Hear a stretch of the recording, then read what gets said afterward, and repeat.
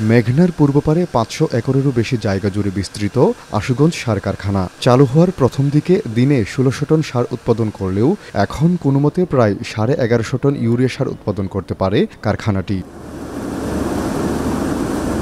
গুণগত মানসম্পন্ন হওয়ায় আশুগঞ্জ সার কারখানায় উৎপাদিত প্রিল্ড ইউরিয়া সার কৃষকদের কাছেও বেশ জনপ্রিয়। প্রায় ৭৫০ ডিলারের মাধ্যমে সার পাঠানো হয় আওতাভুক্ত ৭ জেলায়। তবে গেল কয়েক বছরে সার উৎপাদনে বিসিআইসির দেওয়া লক্ষ্যমাত্রা পূরণে ব্যর্থ হচ্ছে কারখানাটি। মূলত ঘন ঘন যান্ত্রিক ত্রুটির পাশাপাশি বছরের বেশিরভাগ সময় গ্যাস সরবরাহ না থাকায় বন্ধ থাকে ইউরিয়া উৎপাদন। চাহিদার যোগান দেয়া হয় আমদানি করা সার দিয়ে। উৎপাদন স্বাভাবিক রাখতে না পেরে লোকসানি প্রতিষ্ঠানে পরিণত হয়েছে সার কারখানাটি। নতুন যন্ত্রপাতি সংযোজন আর নিরবচ্ছিন্ন গ্যাস পেলে আশুগঞ্জ সার কারখানা আবারও লাভজনক প্রতিষ্ঠানে পরিণত হবে বলে দাবি উৎপাদন সংশ্লিষ্টদের। এখনও আমদানি নির্ভরতাই রয়ে গেছে।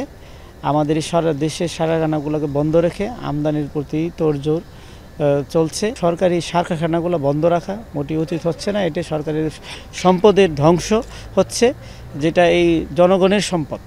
তো একটা নতুন সার কারখানা করতে গেলে ২০,০০০ কোটি টাকা লাগবে। তো এই সার কারখানাগুলোকে যদি আমরা কিছু নতুন যন্ত্রপাতি সংযুক্ত করে আবার চালু করতে পারি, এই সার কারখানা দেশের অর্থনীতিতে অবদান রাখবে এবং আমদানি নির্ভরতা কমাবে।